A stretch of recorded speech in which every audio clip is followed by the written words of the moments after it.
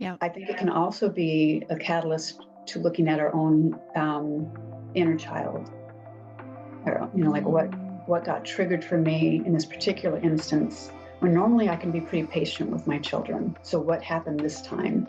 Was it just that I was tired, or did something about the pushback make me feel voiceless, for example? Like when they got louder than me and I didn't feel heard, and I wasn't, using my voice, or my voice wasn't heard.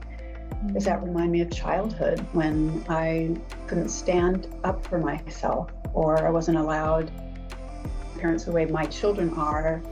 If I had, I would have been smacked. So that brings up that for me, like what's going on for me, and age might I have been when this happened? Can I think of examples? I don't mean that we ask it like that. We just settle in and see what shows up. Welcome to Heart Parents. Let's connect with our kids and learn together. I'm Carrie. I was a former teacher and speech therapist. I'm also a parent of 2 spirited, gifted, highly sensitive kids. I was quickly brought to my knees as a parent when I thought that I would see a rosy lens version of parenting just as they present on Instagram, but I quickly learned that's not real life. I will provide real-life experiences and transform them into moments for connections and change for you to use in your house.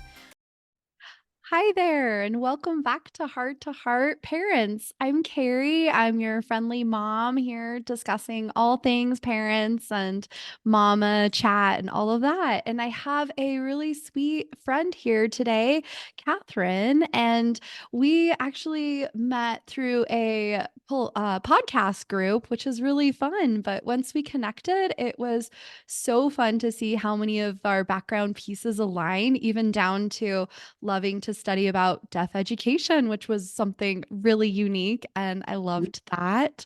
And Catherine, would you love to give us a little bit of an intro about you? Sure. Thank you for asking, and thank you for having me as well. It's really an honor Yes. to be here, Carrie. Thank you. Thank you so much for Um, being here too. I forgot to mm, mention that. oh, my pleasure. Yeah, thank you. I'm Catherine DeMonte. I'm a psychotherapist in Southern California, and I see people online for a variety of issues, relationship issues, and individual clients, and things like that. I'm also the creator of an abundance circle group that meets online for attracting what has felt missing for people. Because I found that Oh, it felt like every one big thing that felt missing for them in their life. Like life might be going pretty well, but money was really tight, or they had money, but they didn't have a partner and they wanted somebody to share life with. So I use tools from my practice, my psychotherapy practice, that I use there, but put them together to create this 8-session abundance circle oh. group.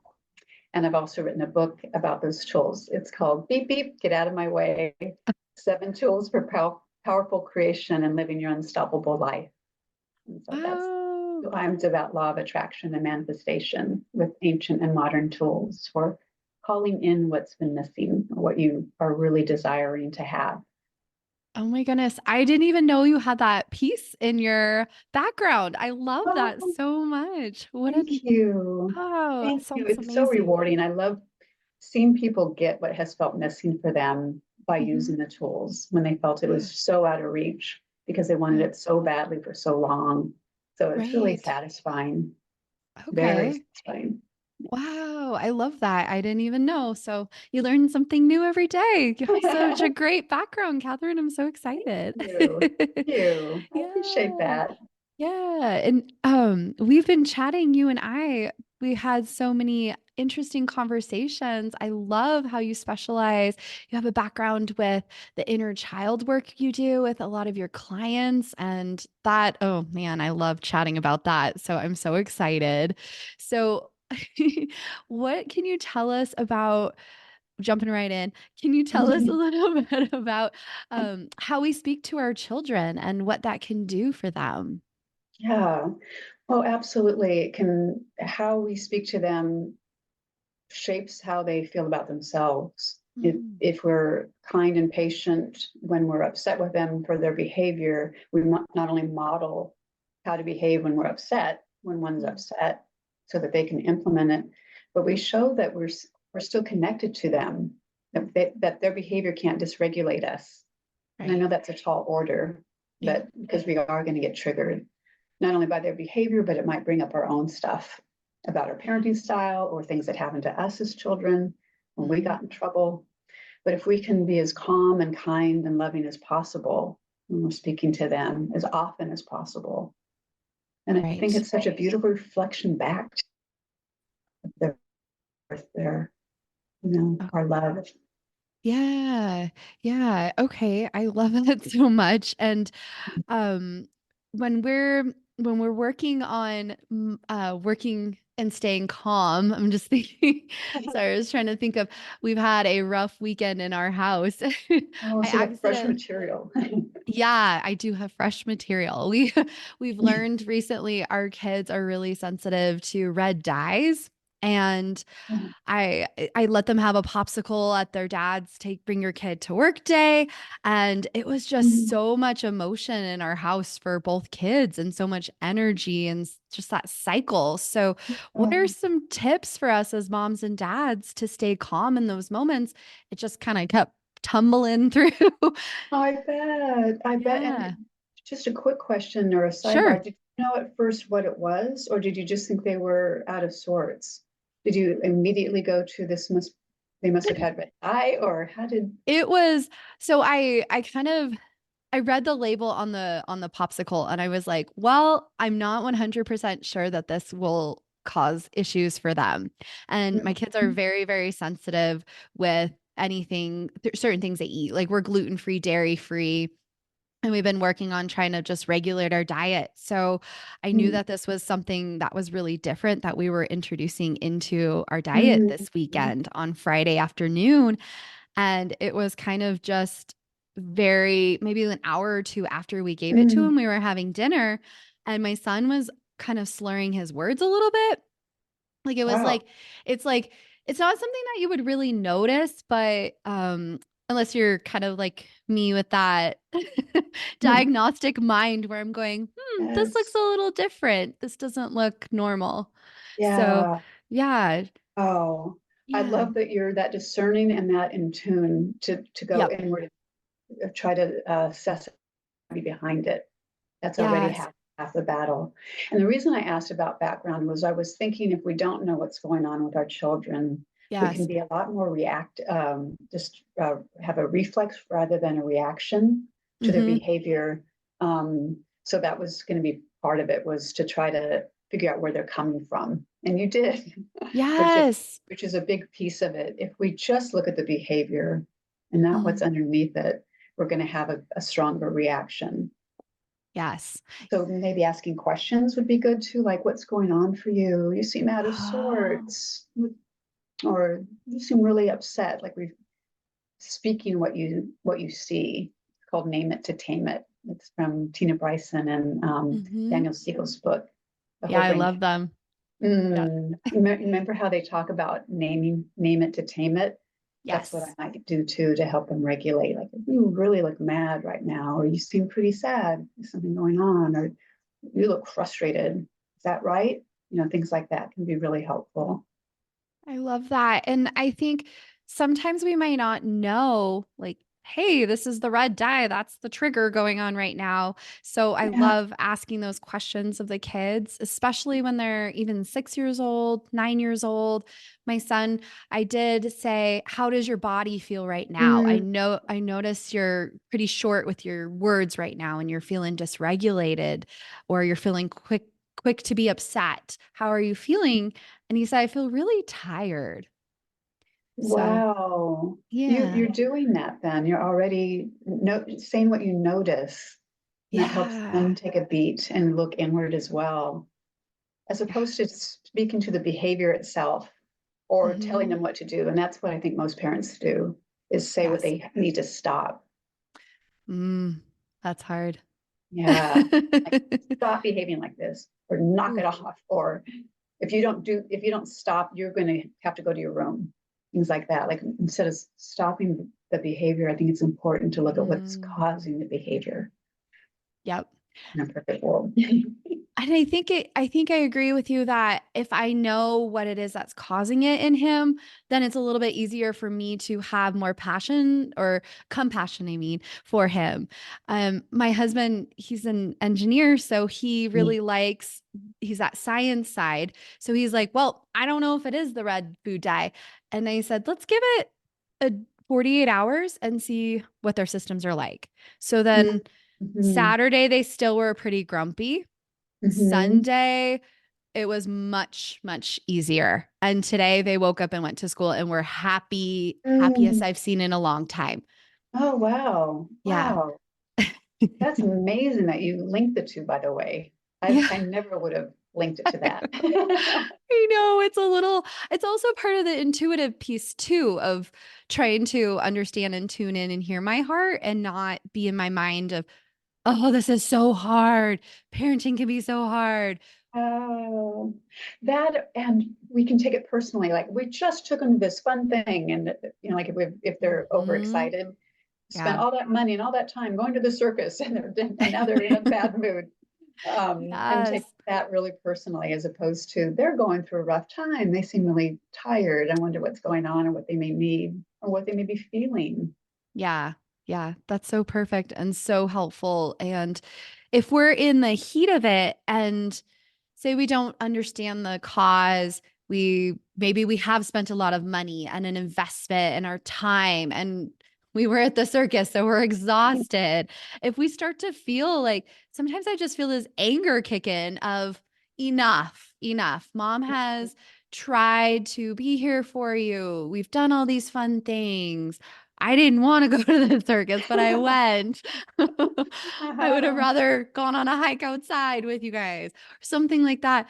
If I feel this anger kind of boil up, is there something I can do in that moment or I don't There are a know? couple of things you can do, and I wonder if one of the first things might be a self-imposed timeout, like just getting away, and that can look like Mhm. anything that a timeout away from being on, uh, what that looks like for you. Like I need to go take a walk because I really missed being outside when we were at the circus and stuck there, and Yeah. having my own issues come up around those poor elephants that are brought over here, or whatever is going on for Yes. us. But Yes. yet I brought my kids, Mhm. and they're not the aftermath of that, or the after Mhm. effects of that. So I sometimes think it's a good idea to get away ourselves. And Mm. I don't think we have to announce it necessarily, that I need to get away from everybody. I'm going to go on a walk, but just get outside, ground Mhm. ourselves, take a bath, have alone time, ask our partner to step in. Mhm. Anything we can do to nourish our own soul can be really helpful. Most times, I Yeah. also think breath work can be helpful. Mhm. Putting a hand on our heart and one on our solar plexus, and breathing in can be settling and grounding. Deep breath work, Yes. things like that Okay. I can be love really that. helpful. Yeah. I need to So, write all these things down. I'm really internalizing it. It's wonderful. oh, good. Good. And then if Yeah. I do, sometimes my husband and I, if there's an extreme moment, we may lash out like, I can't believe you did that. You're a bad kid. Or I don't think we've said that exact phrase, maybe, unless it's something really extreme. But what Mhm. can we do to keep the compassion for ourselves after those moments Mm, happen? Such a good and important question, because we all are going to do that at some point. It's part of the package, unfortunately. I Hmm. think it's really important to have kindness and Yeah. sensitivity to ourselves in the way that we do to our own physical child. I think it'd be important to look at our inner child. Okay. We would never talk to our physical children like we do to ourselves. So if Yeah. we've done something that's out of alignment and not our highest place and wasn't kind, Hmm. if we can just speak to ourselves the way you teach people to speak to children and speak to your children. If you can say the same kind of thing to yourself, like you were really out of sorts, you really got triggered, and makes sense. Yeah. I think it can also be a catalyst to looking at our own inner child, or like Mm. what got triggered for me in this particular instance, when normally I can be pretty patient with my children. So what happened this time? Was it Hmm. just that I was tired, or did something about the pushback make me feel voiceless, for example? Like when they got Mm. louder than me and I didn't feel heard and I wasn't, using my voice or my voice wasn't heard. Does that Mm. remind me of childhood when I couldn't stand up for myself or I wasn't allowed parents the way my children are? If I had, I would have been smacked. So that brings up that for me, like what's going on for me and age might I have been when this happened? Can I think of examples? I don't mean that we ask it like that. We just settle in and see what shows up. Mm. When we just open the door for our inner child to show up. And she might show us that time when, and then there's suddenly a memory. Yeah. That's Mhm. so powerful, Catherine. Mhm. That's so powerful. I actually, that was like red light. Oop, that's from you for you, Carrie. And so Oh, you've given me food for thought of things to think about. So if I have a piece that comes up from my childhood, that voiceless piece, I think is one for myself too. And what are some tips that we could do to if we to get there to figure out which piece it is you just were saying, and then how do we work on that for ourselves? I think it'd be important if our inner child has shown us a memory and Mm-hmm. there's wounding around it, and that's why it's showing up now. I don't think we get, this seems like a tall order, but it's true, I think, that we don't get triggered unless there's a wound attached to it. We Mm. might observe something and think, not like it and think we wish it were different. But if we're actually bothered by something, it's bringing up something. It might not be a specific thing, but a wounding of ours. Like I feel Oh. voiceless in general from my childhood, or I feel so it might not be specific. Mm. So then going in and then talking to her later, maybe not in that moment, or it Mm-hmm. might be, but letting her speak about what it was like to feel voiceless as a child and reassuring her that she had wonderful things to say and it was a shame that that happened. I'm here for you. I'm going to listen deeply to you. I care about what you have to say because the adult part is now kind of acting like a therapist to a client or a loving parent to their own child. Like I'm Yeah. here in a way that nobody else could be because I was there when it happened and I know exactly what you're talking about. Mm-hmm. You can also journal Mm-hmm. what's going on, either from the child's point of view. Like it was really, I really felt triggered when you're not speaking as a child, but you're coming from that more childlike unprotected place instead of the adult Mm-hmm. place that tries to say, well, they're only 6, they're only 9, they're, of course they're going to behave like this, or they were tired. Instead of bringing that Yeah. element, there's some freedom in just writing and writing. Yeah. I've journaled since I was 6. It's been so powerful.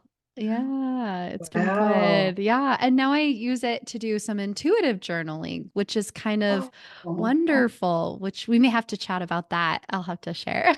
I would love to know that. I think that's so powerful. Yeah, It it's been seems so really, pure when it's intuitive. yes, yes, it's true. Your mind doesn't get into drive it, which I mean, sometimes we need to clear our minds, I think, with what you're chatting about too.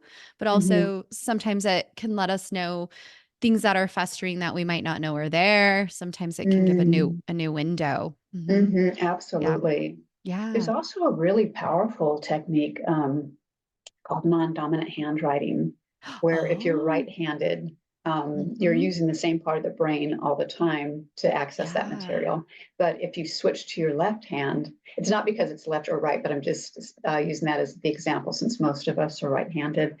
When you switch the hand you write with, you're switching the side of the brain that you're accessing because you know how Yes. if you're right-handed, your left brain and vice versa. So Yeah. you're tapping into the unconscious material when you switch hands. I So love that's that. powerful. Yeah. That's so wonderful. My grandma used to always, when I would get in my cycle in my mind, she would always say, "Stop being so left-brained." So I love that. I'm definitely gonna try that Oh, exercise. that would be good. That would be good. You Yeah. could also start your prompt with your dominant hand and then Hmm. switch. Okay. Yeah. So that the answer comes from your non-dominant hand. I love that. Okay. I'm writing all these techniques down. These are wonderful. Good, good. And I love that you've discussed a little bit of inner child work. That's definitely a piece. I feel like as my children are hitting different stages in their Mm, ages, we have definitely had things that come up from my husband and myself have had things come up from our own childhoods that maybe we put a band-aid over when we had worked on it before or as a child, I feel like, but it still kind of festers up. Do you have any pieces that you'd love to share with us on that? Sure, I do. And first, I want to say that really moved me that both you and your husband are aware that's what that is. And I also felt kind of tender toward both of your inner children in that moment, like that you even had that. But we kind of go through childhood unscathed. I mean, we don't go through childhood unscathed, do we? We're all going to have stuff, Hmm. even with the most loving, most intentional parents. It's Yeah. just going to be part of the package. So Yeah. good for you for noticing, both of you, that Yeah. this is actually related to something in my childhood. Just want Mm. to acknowledge that. Yeah. Thank you. And I also think you raised a good point when you mentioned that when our children hit certain ages, our Mm. own material at that age can come up. And Mm. that would be a really good time to do some of the exercises we have already spoken about, like noting that that's what this is bringing up is half of it. Like Mm. when my 6-year-old behaved that way, I noticed that it brought up that memory of me at 6 when, or it makes me think of being 6. And I don't know what it is, but something about 6 is coming up for me. Maybe it was that move when we moved when I was 6. So it wasn't a thing that was a one moment thing, but but now as an adult realize was a trauma when we made that move when we were 6. So I Mm-hmm. think kind of in a way putting our 6-year-old on our lap and talking to them and recognizing that that's what's going on, um, having a dialogue with them. That Yeah. was really difficult when that thing happened. I remember that was so tender. Mm-hmm. Do you want to say more, and then getting quiet and hearing what comes up? And it can Mm. either be just our thinking and then imagining them speaking back, or it can be journaling, like in the way we spoke of. We could also do the prompts as the adult doing the dominant hand, but the child writing, which is Mm. so laborious, but it also slows us down and ironically looks like children's writing, which is interesting. Yeah. So I yeah.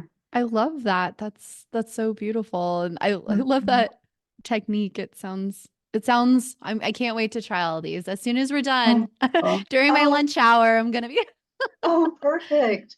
When I have suggested it to clients, they've often been amazed at what came up because it was Mhm. so deep, so unconscious, so not what they expected to come up. They didn't think anything would sometimes, or they would Yeah. start and it would be kind of hard because it's not easy to write with our non-dominant hand, and they thought about Hmm. giving up, but they just kind of went through it, got to material that was so important to know and Mm. so deeply unconscious at the same time. I So love that hearing from the inner child too, and being able to hear those pieces maybe that we don't always identify when we're in the moment to hear yeah. the inner child say it. Oh, Yeah. I love that. I'm glad.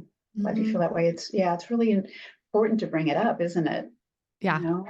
Yeah, it's a Mm-hmm. huge piece. And also, so many Mm, techniques that I've heard with dealing or working with your inner child, it's usually, we're working to heal that piece, but I don't think I always hear the inner child speaking as much or asking them what's wrong. And I love yeah. that.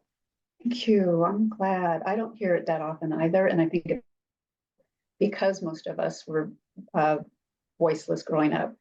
Mm, Again, even in the best of circumstances, we just needed to be quiet sometimes. mm, We were in yeah, school, or I don't know, we didn't have the words, or we didn't have the words for the feelings, yeah, or we just thought that's how is, whatever it was that happened, and just note it, duly noted and yeah, processed this way, or stored this way, but not really spoken about, you yeah, know. So there's a lot that does not get said. So yeah. letting her or him speak now is so important. Wow. That's really interesting when you mention when we're at school sometimes and we're not able to have our voice heard. I was feeling that for myself with the voiceless piece when you were talking about it. I was like, oh, it's school. Mm. And Oh, yeah. So the school piece, I think it's so common, right? We're all taught auditorily. So mhm. as a child, you're often having to sit there and listen to these lectures. Yes. And I'm thinking about my kids as I moved them recently to a project-based, social emotional based school. Mm. They feel so happy and they don't come Mm. home drained. So Oh, it's so interesting to think they have like community meetings if somebody is having an argument or disagreement or somebody wants to say something that's going on in their life. They have these meetings where they're allowed to have discussions. oh, that's incredible. That's so empowering Right? to know that you can speak about these things and to be in a classroom where it's not just listening. Yeah. It's a lot of not speaking time. Yes, yes. My son was in a preschool a long time ago. It was a very special type of preschool. They had a special technique, and it was like a lot of self-led learning, which is great. But my son really wanted to communicate and really wanted to socialize, Mm, and uh-huh. he was only 3. So that's the time when they're socializing. But That's he right, would that's get his job. yes, he would get in trouble because they were like, well, this is independent work time. Oh, And so I don't even know the word independent. I'm 3. I know. So that did not last very long in our house, but as much as we tried to find like that consistency, my husband and I changed schools like, oh, it was 6 times maybe before 4th grade, Wow. mid-year sometimes back and forth between Idaho and California. Oh, I wow. know. Oh, So, yeah, it was a lot for a sensitive person. So my husband and I really want to have consistency for our kids, but we find oh, you cannot control the universe. There's just so many times they're in these schools and we're like, okay, we found the perfect fit for them. Nope, that's not oh. it. Mm. I love that even though consistency is extra important to you and your husband, when you know that it's not right, you don't have that sort of like blanket over what you're Yeah. picking up or a decision. Like, oh, it doesn't feel right, but consistency is the only thing that matters, because we didn't have it. Yeah. When a person who's not as in touch might go with something they've Yeah. already or preordained as really really extra important to us, which is consistency. So that really Mm, showed flexibility. It showed listening to your voice and your intuition on both your parts. So yeah. that's incredible and good, really good Yeah. that you pay attention to that. Yeah, we definitely we have a spiritual center we go to which really helps us, and I had a lot of people at the spiritual center. I would talk to them separately and they kept bringing up the word resilience when I would say, Mm. we're thinking about changing the kids' schools, but you have to really think through it as a parent, and they kept saying resilience and I was like, well, that's 3 times in a row with 3 different people at different conversations. Wow, paying attention to synchronicity is so important. It's like little breadcrumbs that tell us we're on the right path. Mm, I'm noticing that I'm hearing this 3 times. What's that about? It really gets our attention. So there yeah. again, you listened. Yeah. Yeah. Mhm. And I love the way you mention as a parent going over that or having that flexibility piece. It's definitely not something that was ingrained in my husband and I. We are not normally flexible people. We like try to control our environments. We try to control things around us. Mhm. But yeah, just being a Touching. parent. Yeah. I think that's one of the many, many gifts having children brings us. Yeah. They're one of our best teachers, aren't they? Like that we can show resilience. We don't have to do everything in such a structured way. They don't. Or Yeah. whatever it is that they teach us, we're open for the gifts that they're bringing. They can stretch Yeah. us so, so much Yeah. in ways that we probably needed on some level to have more of. Yes, for Yeah. sure. It's very true. I love it when they're teaching us, and we're constantly learning and Yeah. constantly changing. And it's really helped my husband and I, oh, back to the voiceless. It's really helped my husband and I find our voices. Wow. Oh, yes, I can imagine. I can Yeah. imagine. Mhm. Yeah. And that's neat that you caught that it was around that. It's a Yeah. theme for today. Yeah, I guess so. It's probably a theme for a lot of us.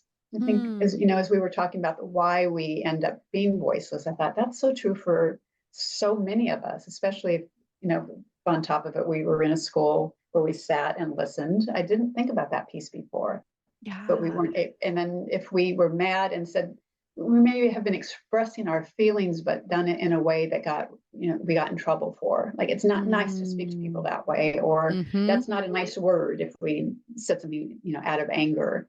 Um, Instead of you seem like you do, like you seem really mad, you seem really out of sorts, you seem really frustrated. Instead of Mm-hmm. feeling, oh, it's oops, froze. A lot of us get scolded for the way we express. That makes us self-conscious to express. Mm. Yes, that's lovely. Mm. That makes it's interesting. Sometimes my children are very they're very forceful with the Mm. way that they voice things. And when they were two and it sounded forceful, I would explain to my husband they have a limited vocabulary. So, they Mm. can't say, "May I please have a cup of water?" It's like, I want water, or whatever version they were Mm. saying, and it sounds Mhm. demanding. But now Mhm. sometimes it can sound demanding still. So I'm trying to Mm. think back. I'm like, oh, we might need to help them work on feeling like they have a voice. Oh, I love that. Oh, how loving and how respectful in terms of meeting them where they are. Yeah, And I'm projecting ahead to somebody listening to this thinking, yeah, but we have to teach them manners. We have to teach them how to move through, sure. and we can do both at the same time. Like we Mm, might say something like, oh, "Want water, please?" Okay. Like we can add the please instead of yeah. say please. Mm, Sometimes people say water, and I say please instead of want water, please? Okay. hmm. Yes, I love that. Yes. The Mm. more we demand it from them, the less likely they're wanting to do that or to carry it over. Yeah, and the worse it feels to be talked to that way, because all I know is I need water. Yeah. So I'm telling you, now I'm in trouble, kind of. I'm not sure why I'm I'm sort of feeling reprimanded. So I'm not sure why. I just wanted water. Yeah. Yeah, that makes sense. That's beautiful. I love that. I'm definitely going to try that. Oh, good.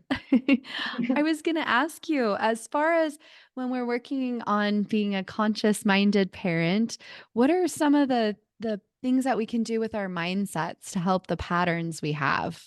If we tend to go toward, oh gosh, he's having a sensitive moment where he won't put his socks on, or how Mm, can we change our mindset to feel more? Do you have any tips for us in that area? yeah. I think not to be reactionary and just be more in the present moment.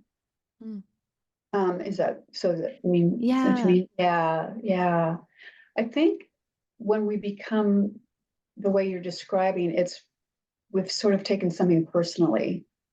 Like if they're struggling and now we're frustrated, which I get, by the way. I'm not saying we shouldn't, but Mhm. I think that's what's happening Right. is that we're somehow taking it personally, or it's affecting our personal life. Like now we're going to be late, or now we're, just sort of come back to now. What I think can be helpful is remembering that it passes.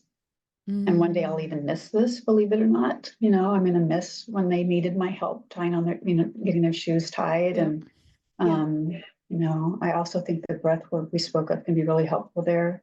Hmm. It helps us so much to get into the present moment by taking deep breaths and centering, focusing on what they need versus on what it brings up or where we need to go, which is now also out of the present moment. Like if he doesn't or she doesn't do this, we're going to be late, is not being in Yep. the present, but just coming back to now. It's amazing how quickly that can happen, the getting back to now by putting our hand a hand on our heart or a hand on our solar plexus, or both. And I love it because it's inconspicuous. It doesn't draw a lot of attention. Like sometimes we do that anyway when we lean into our children, like, "Oh, you really," fill in the rest of the sentence. But we do that instinctively. Like, I see that you really, we go like this. If we Mm-hmm. can do that when we're feeling out of sorts, it also settles us Oh, as well. yes. I love it. I love that. I'm going to try Mm, that. so simple, which is so nice. Yeah, I And the love. beauty of it is, since we're already doing it, it's not going to have to be a learned thing for anybody listening. I don't think we're already doing that, Mm-hmm. Yep. coming back to now. Yes. Mhm. And along that path, you also, I think you had a book that you wrote that talked about watching our thoughts Mm, and and the yeah, mindset that we have. I would love. yeah. Yeah. That includes, so that's the Beep Beep Get Out of My Way book I mentioned Yeah. on attraction, but it also, attraction and parenting both deal a lot with our thoughts. So one of Mm. that's sort of the inner work, and the book also has outer work we need to do. But the inner Mm-hmm. work would be including things like watching our I am statements. I am Oh. are the two most powerful words that we have, that we can speak, because everything you put after it is now a declaration to the world.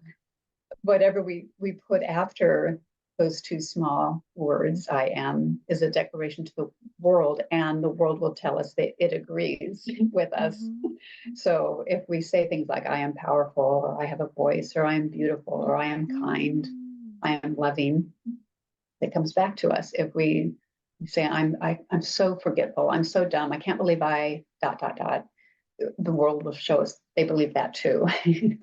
So it's Oh. really important that we watch them. Mm. So I am statements are one of the places that I speak of watching our inner thoughts. And Wow. the brain doesn't get the difference between joking or just saying something like in jest, or declaring it to be true. So that's why Mm. it's important, if we can't find our keys and things, to say, I'm so forgetful, or I'm so dumb, or I'm so old, or Mm. I can't get this because I'm old. Like, that's, we don't want to declare that. That's a good point. I didn't think about that because sometimes people like to use that. I can't think of the sarcasm. So Mhm. yeah, that makes Yeah, sense. yeah, but the brain doesn't know it's sarcasm. It all Oh, is neutral. It feels like you mean it. It feels true, and it gets locked mhm. in. Okay. I Yeah. love that. That's really powerful. I love these I am statements. I think they would be so good for kids. Mm. I'm thinking I'm gonna have my kids write some down and we might have to just tape it to our bathroom mirror. Oh, I love that. I love that. Yeah, just to have some empowerment before we go to school. We do a little white and gold light around us to just keep our own Oh, energy, keep out any oh, negative energy, and then we can empower ourselves with some I am statements in the morning. I I love like this. that. Oh, Yeah. please do take that. What a gift you'd be giving them. I Wow. we try. We're trying. I know there's a reason that they chose to come to us and chose us as Mm, parents. So absolutely. Absolutely. I believe in that very much. yeah, yeah. Yeah. It's Mhm. been so much fun talking to you today, Oh, Catherine. it's my pleasure. Thank you so Yeah. much for having me. It was Yeah, nice you talking to you. I know it's so fun to use our voices, our two voices Yeah. and share Thank you. everything. Yeah. Thank you. And I isn't it feel ironic that both of us have a background or had an interest in deaf studies, come to think of it, when Oh. that's kind of ironic. Not that they're voiceless, but it's a different language. It's, I'm not heard. Hmm. I'm not listening to myself. Yeah. That's so interesting, come to think of it. Yeah, you possibly can't necessarily hear yourself in that. I didn't even think about Wow. that. Or even the history with the some of the education and the techniques they used back in the day. Like it was Yeah. hard to have a voice during those Yes. times. Yes. So that's really That's so interesting. fascinating. Okay, now we're finding the reason why we really were drawn to that. That's right. Finding Right. our Wow. voices. Never thought of it that way before. I love it. And I always wear, I'm not wearing it today, but normally I'll have a Larimar ring on. And Larimar is drawn to communication and finding your voice. Oh, wow. Did you choose it because of that, or did you happen to be drawn to it and then you found it out? That's what I thought. Yeah, I was Oh, that's drawn to it. signature. Yeah. Oh, Yeah. I just want everything Larimar, just I always joke, I want all the crystals, so I'm just weighted down, but I'm feeling good. weighted down but feeling good. I love that. Oh, I also love again how you just listen to things like I'm drawn to this and I don't know why, and then it turns out that it's exactly what you need. Oh, Yes. It can be yeah. really confusing for those around me. I mean, my daughter's like, well, my mom's favorite color is magenta right now, but it changes. Guess what she's She's drawn in the to. flow. My mom's in the flow. Go with the flow. Trying to work Yeah. on that, guys. We're working on that little by little with I'm the little people. It's also good modeling though, isn't it? To be True. drawn to things, listen, be in the flow. Yeah. That's Yeah. amazing modeling, not rigid. Yep. We're working on it. It's definitely healing for ourselves as we're raising these people and finding things that they need that we didn't know we needed as well. Mm. Oh, that's so beautifully said. Yes. Flexibility. Yes, yes. And yeah, not being afraid to make the change. So that's how, I didn't even know it was a trending term, being a change maker. My Wow. girlfriend and I both changed our kids' schools. She went to a different school with her kids and I changed. And I said, we're not going to stick in the mud. We're going to make the change. We're change makers. Wow. Such an empowering word. Yeah. And I love that you didn't even know it's trending. It's just my truth. You're very Yeah. clicked on I into, guess you know. yeah, and I'm trying to learn to jump full speed into the pool. I just have my toes dipping in right now, but Mm, as you start to get more and more into the water, it definitely as you're a change maker and raising change makers and I just got to jump mm. in that pool cuz it seems really warm. Yeah, it's inviting. Yeah, Yeah, yeah. Well, it's been so much fun talking to you today, Catherine. Is there you. a way that we can find you for our listeners? Yeah, oh, sure. My probably be the best way. It's my name, www.CatherineDeMonte. Catherine's Okay. with a C. Yeah. Yeah, it'd be the Okay. best way, I think. I'm on social media under that name too. I'm on Instagram, Okay. and Catherine DeMonte. Okay. Yeah. I'll put it in the show notes as well. So that will Oh, be lovely. great. Yeah. Well, thank you Yeah. so much for joining us. It's been so lovely having you. Thank you so much. It's been so lovely to be here too. Thank you for having me. Yeah. If there's a parent that you think this could resonate with, please be sure to share it with them so we can all benefit from each other. Follow Heart to Heart Parents Podcast on Instagram for daily fun ideas and tips. Happy week!